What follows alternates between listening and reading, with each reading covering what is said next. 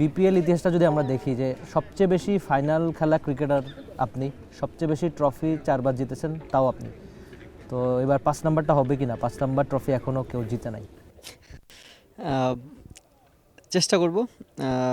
কারণ আমার যে টিম আছে আমার মনে হয় এটা খুবই একটা ব্যালেন্স টিম। আমরা ম্যাক্সিমামই সবাই বড় বড় লেভেলে ক্রিকেট খেলে, তো পসিবিলিটি অনেক আছে। But at the same time আপনাকে যখন মাঠে খেলবেন, মাঠে আপনি 100% ক্রিকেটটা যেদিন খেলতেছেন, যার অপোনেন্টে খেলতে তার সাথে দিতে পারতেছেন কিনা, এটা একটা বড় চ্যালেঞ্জ থাকবে। যদি আমরা টিম হিসেবে খেলতে পারি তাহলে অবশ্যই চান্স আছে। আপনি প্রায় সময় একটা কথা বলেন, সেটা হচ্ছে জয় ব্যাপারটা হচ্ছে অভ্যাস, যে আপনি যদি জিততে শিখে যান তাহলে সেটা পরবর্তীতে হেল্প করে। রংপুর রাইডার্সের সবশেষ কয়েক বছর যদি আমরা দেখি যে তারা পুরো টুর্নামেন্টটা দারুণ খেলে, কিন্তু ওই যে শেষ 4 বা ফাইনালের আগে গিয়ে তাদের দেখা যায় কোনো একটা ব্লান্ডার করে। কিন্তু আপনার সে এক্সপিরিয়েন্স আছে, বারবার ফাইনাল খেলা, ট্রফি জেতা, এটাকে একটু হেল্প করবে নাকি দলকে? স্ট্রবেরি সুপার ডটেড ও ক্লাসিক ভ্যারিয়েন্টে সেন্সেশন জাগুক শিহরণ।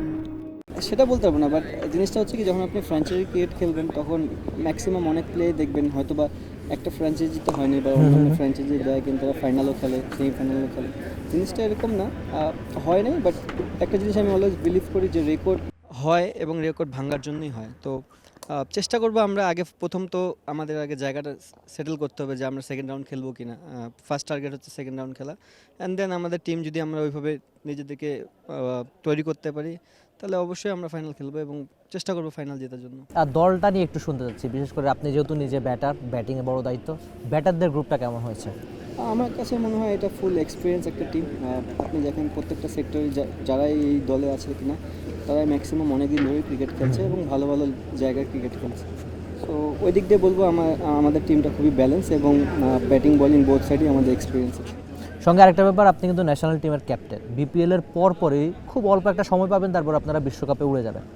তো আপনি নিশ্চয়ই বাকি দলগুলোর একটু খোঁজ খবর রাখতে চাইবেন যে আমার কোন ক্রিকেটাররা ভালো করছে, কার প্রতি আমার একটু নজর থাকবে। খোঁজ রাখার এখানে তেমন কিছু নেই। আমার মনে হয় যেহেতু প্রফেশনাল প্লেয়ার, আমাকে এখন রংপুর দায়িত্ব দিয়েছে যে অ্যাজ এ প্লেয়ার হিসেবে আমাকে এই টিমটাতে কীভাবে আমি ভালো বেটার কিছু করতে পারি, আমার সর্বোচ্চ এফোর্টটাই আমার এখানে থাকবে। হ্যাঁ, আপনি যখন খেলা খেলবেন তখন অটোমেটিকলি দেখা যাবে যে ন্যাশনাল টিমে কে ভালো করতেছে, খারাপ করতেছে। But at the same time যে সব কিছু তো দেখাই যায়। আমি সেখানে থাকবো না, আমি অবশ্যই আমার রংপুর টিমকে আগিয়ে রাখবো এবং আমি এখানেই সর্বোচ্চ দেওয়ার চেষ্টা করবো। এবারের বিপিএলটা শুরু হচ্ছে সিলেট দিয়ে। সিলেট সব সময় আপনার পছন্দের ভেন্যু। তো এই ব্যাপারটা হয় কি যে সিলেটে আপনি ওয়ানডে ক্রিকেটেও রান করেছেন, টেস্টেও খুব ভালো রেকর্ড, ইনফ্যাক্ট টি-20তে আপনি যে একমাত্র সেঞ্চুরিটা করেছেন সেটাও সিলেটে। এই রেকর্ডটা নিশ্চয়ই একটু স্বস্তি দেবে আপনাকে। আর সিলেটের উইকেটে সবসময় ব্যাটারদের জন্য হেল্প থাকে। নিজে কতটা খুশি বা সব মিলিয়ে নিশ্চয়ই সিলেটে ভালো করতেই চাইবেন। ভালো করার চেষ্টা সবসময় থাকে, এখানে ব্যতিক্রম কিছু থাকবে না। অবশ্যই প্রিভিয়াস রেকর্ডটা ভালো ওখানে, বাট রেকর্ড দিয়ে আসলে কোনো কিছু হয় না। আপনি পার্টিকুলার ডেতে কীভাবে ক্রিকেটটা খেলছেন, উইকেট আপনাকে কতখানি হেল্প করতেছে। উইকেট যদি আমার জন্য হেল্পফুল হয় তাহলে প্রত্যেকটা ব্যাটসম্যানের জন্যই হেল্পফুল হবে।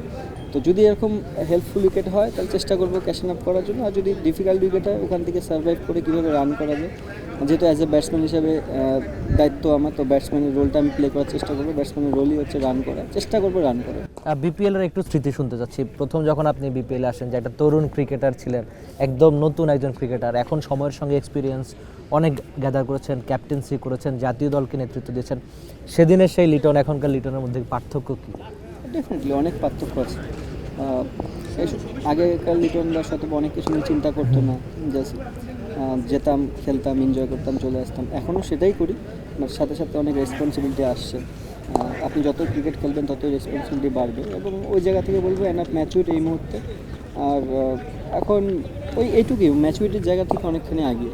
একটু বোলিং ইউনিটটা নিয়ে শুনতে যাচ্ছি। নাহিদ রানা রয়েছে আপনাদের দলে, ফিজ আইএল টি-20তে খুব ভালো বোলিংটা করছেন, নিশ্চয়ই তার বোলিংটা হয়তো দেখেছেন যদি সময় থাকে। এই যে বোলিং ইউনিট কতটা স্বস্তিদায়ক? স্পিন ডিপার্টমেন্টও ঠিকঠাক, রাকিবুল, আলী সহ অনেকেই রয়েছে। আমার কাছে মনে হয় ওভারঅল ব্যালেন্স একটা সাইড। আপনি যদি দেখেন যারা আমাদের ফরেনার আছে, যেসব ফরেন প্লেয়ার আছে তারা প্রত্যেকেই বল পারে। তো এটা একটা অনেক বড় প্লাস পয়েন্ট। সবাই আমরা জানি মোস্তাফিজ কী করতে পারে, সো একটা বিগ অ্যাসেট আমাদের জন্য, রংপুরের অবভিয়াসলি বাংলাদেশের জন্য, এবং রংপুরের জন্য তো অবভিয়াসলি সেটা থাকবেই। রকিবুল অনেক দিন ধরে খেলছে, আলিসও অনেক দিন ধরে। জিনিসটা হচ্ছে যে আপনি শুরুটা কিভাবে করতেছেন প্রত্যেকটা, কারণ টুর্নামেন্ট তো অনেক লং, আপনি যদি শুরুটা একটু স্টার্ট ভালো পান তাহলে আপনার জন্য ইজি হয় মোমেন্টামটা গ্যাদার করতে। আমার শেষ প্রশ্ন, আপনি নিজে দিনাজপুরের মানে বিভাগ হিসেবে রংপুরের দলে খেলছেন, কতটা উচ্ছ্বাসিত এবং ফ্যানদের জন্য যদি কিছু বলার থাকে? ডেফিনেটলি এটাই মনে হয় আমার ফার্স্ট টাইম যে রংপুরে হয়ে, যেহেতু আমার বিভাগ রংপুরে হয়ে কখনোই খেলার সুযোগ হয়নি, এটাই ফার্স্ট টাইম। আমি চাবো যে আমাদের যারা রংপুরবাসী আছে তারা যেন এই টিমটাকে সাপোর্ট করে, আমাদের সর্বোচ্চ চেষ্টা দিয়ে আমরা চেষ্টা করবো যেন ভালো একটা রেজাল্ট নিয়ে আসতে পারি।